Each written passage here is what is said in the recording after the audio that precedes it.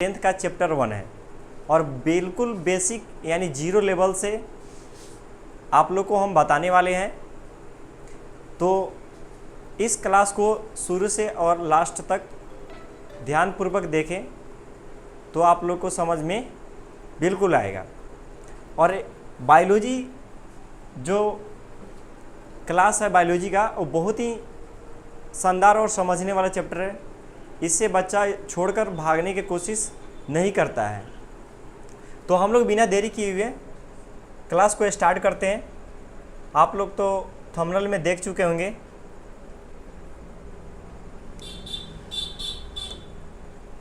तो स्टार्ट करने से पहले कुछ बेसिक इसका जानकारी हम लोग जान लेते हैं। किसी भी क्लास को स्टार्ट करने से पहले क्लास का इंट्रोडक्शन देना या लेना ज़रूरी रहता है। तो चैप्टर 1 लाइफ प्रोसेस, जिसको बोलते हैं जैव प्रक्रम,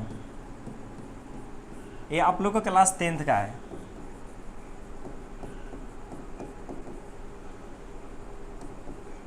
क्लास 10th का चैप्टर 1 है लाइफ प्रोसेस।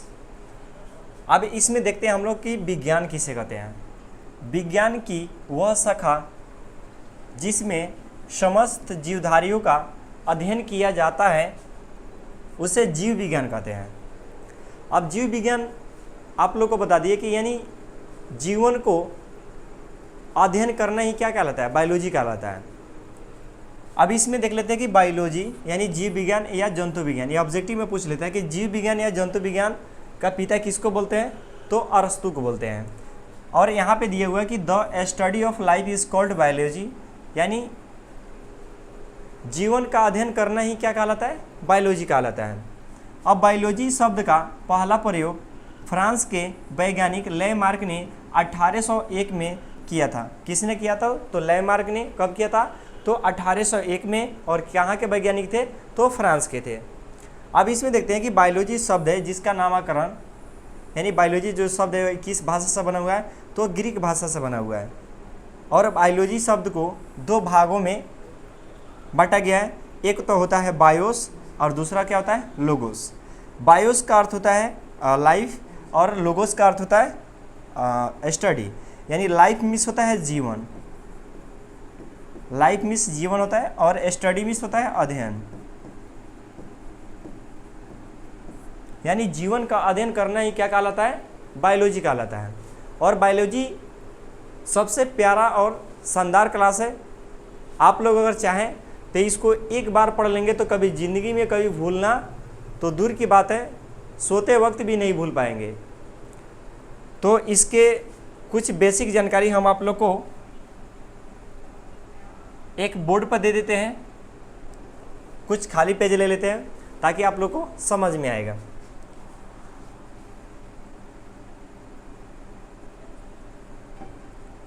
अब इसमें हम देखते हैं जीव विज्ञान। पेन का थोड़ा कलर चेंज कर लेते हैं। जीव विज्ञान, जीव विज्ञान, जीव विज्ञान को कितने भागों में बांटा गया है, तो दो भागों में बांटा गया है।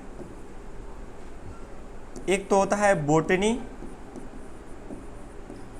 दूसरा होता है जूलॉजी। और जीव विज्ञान को हम बोलते हैं बायोलॉजी। यहाँ तक आप लोग समझ गए होंगे। बायोलॉजी की में एक तो बोटनी या दूसरा क्या होता है, जूलॉजी। बोटनी को बोलते हैं हम वनस्पति विज्ञान,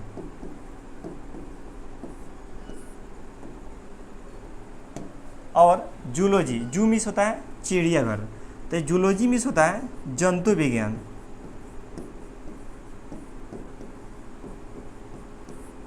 तो जूलॉजी मीन्स होता है जंतु विज्ञान और बोटनी मीन्स क्या होता है, वनस्पति विज्ञान। वनस्पति विज्ञान का पिता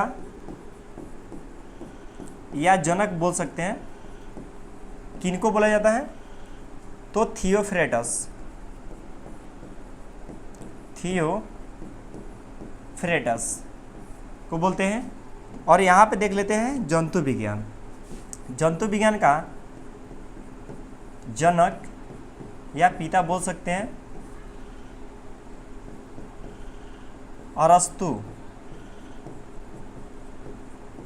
तो याद कर सकते हैं जंतु विज्ञान और बायोलॉजी का पिता, यहाँ पे लिख देते हैं बायोलॉजी का पिता या जनक किनको बोलते हैं, तो अरस्तु।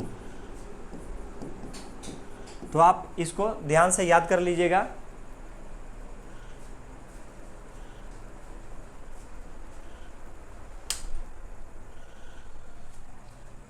तो आप लोग यहाँ पे देख लेंगे जीव विज्ञान। जीव विज्ञान को हम क्या बोलते हैं, बायोलॉजी। बायोलॉजी को कितने भागों में बांटा गया है, तो 2 भाग में, एक होता है बोटनी, दूसरा क्या होता है जूलॉजी।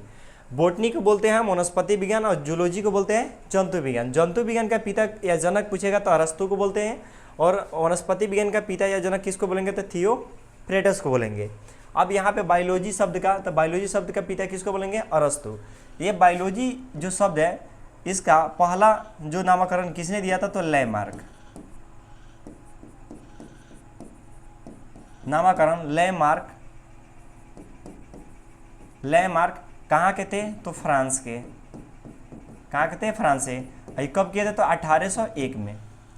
जीव विज्ञान यानी बायोलॉजी का नामकरण किसने किया था, तो लैमार्क कहाँ के थे, तो फ्रांस के। और कब किए थे, तो 1801 में। बायोलॉजी शब्द को किस भाषा से लिया गया है, भाषा आपको बोला जाए तो भाषा जो है ना वो ग्रीक भाषा का है। किस भाषा का, ग्रीक भाषा। तो आप लोग इतना बेसिक डिटेल हम आप लोग को बता दिए। अब वनस्पति विज्ञान में जो होता है ना, इसमें पेड़ पौधा का अध्ययन किया जाता है। किसका, पेड़ पौधे का अध्ययन होता है। और जंतु विज्ञान में देखा जाए तो इसमें जीव, जंतु, मानव, इसका अध्ययन किया जाता है। तो इतना बेसिक डिटेल हम आप लोग को बता दिए। अब चलते हैं, इसको देखते हैं कि आगे पीडीएफ के, तो हम आप लोग को बेसिक यहाँ पे एक पेज के माध्यम से हम आप लोग को समझा दिए थे। और इसका बेसिक आप लोग को समझ दिए कि बायोलॉजी है जो भाषा है वो किस भाषा का है, तो ग्रीक भाषा के है। और बायोलॉजी शब्द का नामकरण किसने किया था, यानी पहला शब्द का प्रयोग किया था, तो लैमार्क ने 1801 में किया था। अब यहाँ पे आप लोग को भी बता दिए थे बायोस और लोगोस। अब आगे देखते हैं, हम चैप्टर को स्टार्ट करते हैं। चैप्टर में क्या है इसको हम आसानी से पढ़ लेते हैं, उसके बाद आप लोग को जो क्वेश्चन है उसको समझाते चलेंगे ताकि आप लोग को समझ में आसानी से आ जाए। अब देखते हैं हम जैव प्रक्रम। पेन को थोड़ा चेंज कर लेते हैं। जैव प्रक्रम क्या है, जैव प्रक्रम क्या है, जीवों में संपन्न होने वाली वे सभी क्रियाएं जो सम्मिलित रूप में अनुरक्षण का कार्य करती है वो जैव प्रक्रम कहलाती है। यानी हमारे जितने भी क्रियाओं में सम्मिलित होंगे उसको हम क्या बोलेंगे, जैव प्रक्रम कहेंगे। जैसे में क्या हो जाएगा, पोषण, श्वसन और इत्यादि। पोषण और श्वसन हम लोग सांस लेते हैं, ये भी किस में आएंगे, तो जैव प्रक्रम यानी बायोलॉजी में। इसके बाद देखेंगे सजीवों के प्रमुख लक्षण क्या है। जैसे मान लेते हैं कोई सजीव है तो सजीव में क्या क्या होना चाहिए, नहीं होना चाहिए। जैसे कोई फ़ोन ले लेते हैं तो फ़ोन में क्या होना चाहिए, 5G होना चाहिए, बैटरी बैकअप होना चाहिए, यानी सब चीज़ का उसका डिटेल। तो वैसा ही हम लोग देखेंगे कि सजीवों का प्रमुख लक्षण क्या है, यानी उसके पहचानने का नियम क्या हो सकता है। तो सजीव के प्रमुख लक्षण निम्नलिखित हैं। एक में क्या होता है कि अगर सजीव है तो उसको भोजन करना अनिवार्य है, यानी भोजन करता है तो सजीव है। उसके बाद देखेंगे सांस लेना, उत्सर्जन करना और वृद्धि करना। अगर ये 4 चीज़ अगर इसमें पाया जाता है तो ये क्या हो जाएगा, सजीव हो जाएगा, नहीं तो निर्जीव। और निर्जीव है तो निर्जीव नहीं तो भोजन ग्रहण कर सकता है, नहीं सांस ले सकता है, ना उत्सर्जन कर सकता है, नहीं वृद्धि कर सकता है। तो ये हमारा ये अगर 4 चीज़ें अगर जिसमें पाए जाएंगे वो क्या होंगे, सजीव होंगे। अब देखते हैं पोषण। वह जैव प्रक्रम जिसके अंतर्गत जीव पोषक तत्व को ग्रहण करके उसका क्या करते हैं, तो उपयोग करते हैं, और उपयोग करते हैं तो उसको हम क्या बोलते हैं, पोषण करते हैं।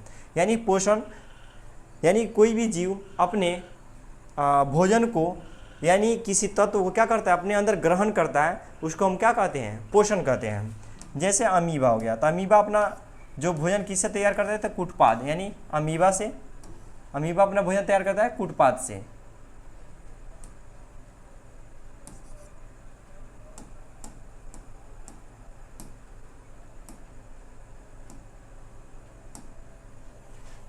अब देखते हैं पोषक तत्व किसे कहते हैं। आपको लाइन बाय लाइन क्वेश्चन की तरह आपको समझाया जाएगा, और आपको कहीं भी दिक्कत हो तो वीडियो को पीछे करके देख सकते हैं, नहीं तो इसको कमेंट कर सकते हैं। अब देखते हैं पोषक तत्व किसे कहते हैं। पोषक तत्व वैसी तत्व को कहा जाता है जिसमें जीव को ऊर्जा मिलती है। यानी कोई भी चीज़ को हम अगर खाते हैं तो उससे क्या मिलता है, ऊर्जा मिलता है, कार्बोहाइड्रेट मिलता है, प्रोटीन मिलता है। इससे हमारा क्या होता है, बॉडी तंदुरुस्त रहता है और काम करने में क्या होता है, आसान होता है। उसके बाद देखते हैं और शरीर की ज़रूरतें पूरी होती है, या पोषक तत्व वह पदार्थ है जो शरीर की समृद्ध करता है, या ऊतकों का निर्माण करता है, उनकी मरम्मत करता है, यह शरीर को ऊष्मा और ऊर्जा प्रदान करते हैं, और यही ऊर्जा शरीर की सभी क्रियाओं को चलाने के लिए क्या होता है, तो आवश्यक होता है। अब इसमें हम देख लेते हैं कि शरीर हमारा जो है वो किसका बना हुआ है। हम लोग का शरीर जो मिला है वो किससे बना है, कोशिका से मिलकर बना है। किससे मिलकर बना है, कोशिका। इसको जो इंग्लिश में बोलते हैं सेल। यानी जैसे घर को बनाने के लिए ईंट की ज़रूरत पड़ती है, वैसे ही हमारे शरीर को बनाने के लिए, यानी शरीर को अंग को बनाने के लिए हमको किसका ज़रूरत पड़ता है, तो सेल की ज़रूरत पड़ता है, यानी कोशिका। जितना बड़ा आकार होगा उतना बड़ा कोशिका यानी उसमें उपयोग होगा। उसके बाद देखते हैं पोषण। पोषण के प्रकार कितने प्रकार के होते हैं, ये ऑब्जेक्टिव में पूछता है। यानी वेरी इंपॉर्टेंट ये क्वेश्चन हो रहेगा कि अगर पूछ सकता है कि पोषण कितने प्रकार के होते हैं, तो पोषण कितने प्रकार के होते हैं, तो पोषण 2 प्रकार के होते हैं। एक में होता है स्व पोषण और दूसरे में होता है पर पोषण। अब स्व पोषण किसे कहते हैं, वैसा पर पोषण किसे हैं कि वैसा पोषण की वह विधि जिसमें जीव अपना भोजन स्वयं तैयार करते हैं, यानी किसी दूसरे जीव पर निर्भर न रहते हैं, उसको बोलते हैं स्व पोषण। और जो दूसरे किसी पर निर्भर रहते हैं उसको बोलते हैं पर पोषण। अब उसमें देखते हैं हम आगे स्व पोषण के बारे में हम लोग देखेंगे, तब उसके बाद हम देखेंगे पर पोषण। अब स्व पोषण किसे कहते हैं, तो स्व पोषण की वह विधि है जिसमें जीव भोजन के लिए किसी दूसरे जीव पर निर्भर नहीं रहता है, उससे क्या बोलते हैं, स्व पोषण कहते हैं। जैसे में क्या हो गया, पेड़ पौधे, क्या हो गए, हरे पेड़ पौधे और शैवाल और इत्यादि, यानी पेड़ पौधा हो गया। था पेड़ पौधे को उसको कोई खाना बना कर देता नहीं है और ना किसी पर दूसरे पर डिपेंड रहता है। जैसे मनुष्य है तो हम लोग तो किसी न किसी पर डिपेंड है, अगर वो नहीं मिलेगा, नहीं खाएंगे तो हम क्या करेंगे, भूखे मरेंगे। लेकिन पेड़ पौधे ऐसे नहीं कि इसको कोई खाना ले अगर पहुँचाता है, पानी पहुँचाता है, ये अपना काम खुद ही करता है। तो ये हो गया स्वपोषण, और जो दूसरे किसी पर निर्भर है उसको बोलते हैं पर पोषण। तो आप लोग इसको आसानी से समझ गए होंगे। अब देखते हैं पर पोषण। अब देखिए इसमें नहीं केवल हटा देंगे तो ये हो जाएगा हमारा पर पोषण। पर पोषण पोषण की वह विधि है जिसमें जीव भोजन के लिए किसी दूसरे जीव पे क्या रहती है, निर्भर रहता है। इसमें नहीं हटा दीजिएगा तो पर पोषण, नहीं लगा दीजिएगा तो स्वपोषण, दोनों का डिफिनेशन सेम ही है। अब उसके बाद देखते हैं उसे ही पर पोषण कहते हैं। जैसे में क्या हो गया कि मानव, जानवर, कीट और मकोड़े, कीड़े मकोड़े, यानी मनुष्य हो गया, मनुष्य किसी दूसरे के सहारे जीता है। जैसे कीड़े मकोड़े हो गए, तो जैसे मान लेते हैं एग्जाम्पल में कि घास हो गया, तो घास के कौन खाएंगे, कीड़े, और कीड़े के कौन खाएंगे, तो मेढक, मेढक खाएंगे, मेढक खाएगा। और मेढक को कौन खाएगा, तो सांप खाएगा, और सांप को कौन खाएगा, तो चील खा जाएगा। अब ये सब एक दूसरे के निर्भर है। घास किसी पे तो निर्भर नहीं है, लेकिन घास कीड़े किस पे है, तो घास पे, और मेढक किस पे है, तो कीड़े पे, और मेढक जो है ना, और जो सांप है वो मेढक पे, और जो चील है ना वो किस पे है, तो सांप पे। ये सब एक दूसरे पे क्या है, निर्भर है। तो अब यहाँ तक समझ गए होंगे। अब देखते हैं पर पोषण। हाँ, पर पोषण के प्रकार बताएं। अब बताते पोषण पोषण कितने प्रकार के होते हैं? 2 प्रकार के, स्व पोषण और पर पोषण। अब देखेंगे पर पोषण। पर पोषण के प्रकार, प्रकृति के आधार पर पोषण कितने प्रकार के होते हैं? तो प्रकृति के आधार पर पोषण को 3 भागों में बांटा गया है। इसके बाद बताते पोषण 2 भागों में है, कितने भागों में? 3 भागों में। तो पर पोषण में क्या होता है कि परजीवी, मृतजीवी और प्राणी समपोषण बोलते हैं। अब परजीवी किसको बोलते हैं? अब परजीवी क्या होगा? इसमें एक जीव दूसरे जीव को लाभ हो, यानी एक जीव जो होता है ना, एक जीव को लाभ होता है और दूसरे जीव को हानि होता है, उसको हम बोलते हैं परजीवी। जैसे में क्या हो गया? जू, जैसे में हो गया हम लोग का जू ले सकते हैं, जू हो गया, इसको हम मान सकते हैं। तो देखिए जू, ये हम लोग को बालों के अंदर रहता है, तो ये हम लोग से ब्लड, जिसको रक्त बोलते हैं, ये रक्त लेता है, रक्त को अपना भोजन बनाता है। तो ये रक्त हम लोग से निकलता है, तो हम लोग के लिए हानि रहता है, लेकिन इसके लिए जो होता है लाभ होता है। अब उसके बाद देखते हैं हम परजीवी, 2 जीवों के बीच परस्पर वैसा संबंध जिसमें एक जीव को लाभ तथा दूसरे जीव को हानि होती है, उसे हम क्या बोलते हैं? परजीवी बोलते हैं। जैसे में क्या हो गया? भैंस और जोंक। भैंस और जोंक देखिएगा, तो जोंक तो रक्त लेता है, यानी खून चूसता है, तो उसके लिए तो लाभ हो गया, लेकिन भैंस के लिए और उससे खून निकलता है, तो उसके लिए क्या हो गया? हानि हो गया। जैसे मानव के बालों में रहने वाला जू एक परजीवी है। क्या है? परजीवी है। तो इसे भी आप समझ सकते हैं। उसके बाद देखते हैं हम परजीवी। अब परजीवी मुख्यतः 2 प्रकार के होते हैं। कितने हैं? तो बाह्य परजीवी और अंतःपरजीवी। बाह्य परजीवी में होता है जो बाहरी होते हैं, और अंतःपरजीवी जो शरीर के अंदर होते हैं। परजीवी का वह रूप जिसमें जीव किसी दूसरे जीव के शरीर के बाहरी भाग में पोषण प्राप्त करता है, उसके हम बोलते हैं बाह्य परजीवी। जैसे क्या हो गया? ले सकते हैं जू, मक्खी, मच्छर, खटमल और इत्यादि। ये आपको शरीर के बाहर भेटाएंगे। कहाँ भेटाएंगे? तो शरीर के बाहर। और इसमें देखेंगे अंतःपरजीवी, जिसको बोलते हैं इंटरनल पैरासाइट बोलते हैं, और इसको बोलते हैं एक्सटर्नल पैरासाइट। अब ये देखते हैं कि परजीवी हम देख लिए लोग। अब देखेंगे अंतःपरजीवी। परजीवी का वह रूप जिसमें जीव किसी दूसरे जीव के शरीर के अंदर से पोषण प्राप्त करता है, वह परजीवी कहलाता है। जैसे में क्या हो गया कि फीता कृमि, गोल कृमि, हुकवर्म, टेपवर्म और क्या होता है? एंट अमीबा, हिस्टोलिटिक और इत्यादि होता है। ये जितने भी एग्जाम्पल हम बताएं, एक इसका है अंतःपरजीवी का, और ये एग्जाम्पल हम दिखाएं तो ये क्या हो जाएगा? बाह्य परजीवी का। ये अंदर दिखाई देते हैं, शरीर के अंदर होंगे, और ये जो बाह्य परजीवी होंगे ये शरीर के बाहर होंगे। उसके बाद देख लेते हैं हम मृत परजीवी। यहाँ पे थोड़ा सा मिस प्रिंट हो गया, तो यहाँ पे मृत परजीवी लिख सकते हैं। मृत परजीवी, परजीवी जिसको बोलते हैं। अब पोषण, पोषण का वह रूप जिसमें जीव अपना पोषण सड़े गले एवं मरे हुए जीव जंतुओं से प्राप्त करता है, उसको बोलते हैं मृतजीवी कहलाता है। जैसे में कवक, जीवाणु, प्रोटोजोआ और इत्यादि हो गया। उसके बाद देखेंगे प्राणी समपोषण। क्या देखेंगे? प्राणी समपोषी। पोषण का वह रूप जिसमें जीव अपना भोजन ठोस या तरल पदार्थ के रूप में प्राप्त करता है, जिसे हम क्या बोलते हैं? प्राणी समपोषी कहलाता है। जैसे मानव, मेढक, यानी जो मरे या सड़े गले हुए से अगर प्राप्त करते हैं उसको बोलेंगे मृतजीवी, और जो मानव है अपना भोजन ठोस या तरल के रूप में प्राप्त करेंगे उसको हम बोलेंगे प्राणी समपोषी। अब उसके बाद देख लेते हैं हम पौधे में पोषण। इसके पहले तो मानव में देख लिए, और पेड़ पौधे में देखेंगे। अब पौधे में पोषण, प्रकाश संश्लेषण जिसको बोलते हैं फोटोसिंथेसिस क्या है, यानी प्रकाश संश्लेषण किसे कहते हैं? प्रकाश संश्लेषण वह प्रक्रम है जिसके द्वारा सभी हरे पेड़ पौधे सूर्य के प्रकाश के उपस्थिति में अपना भोजन तैयार करते हैं, जिसे प्रकाश संश्लेषण कहा जाता है।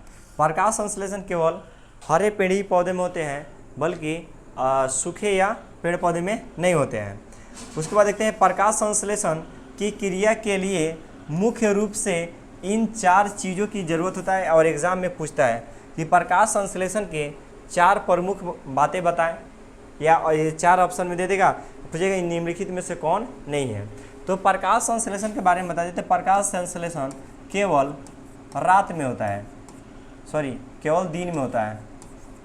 कब होता है? दिन में, क्योंकि दिन में सूर्य दिखाई देंगे और रात को नहीं दिखाई देंगे। और पेड़ पौधे हरा क्यों होता है? तो क्लोरोफिल के कारण पेड़ पौधे अपना जो श्वसन लेते हैं एस्टोमाटा के द्वारा, जो पत्तियों में छोटा छोटा छिद्र पाए जाते हैं उसको बोलते हैं एस्टोमाटा। अब एस्टोमाटा का भी फिगर हम आप लोग को बताएंगे।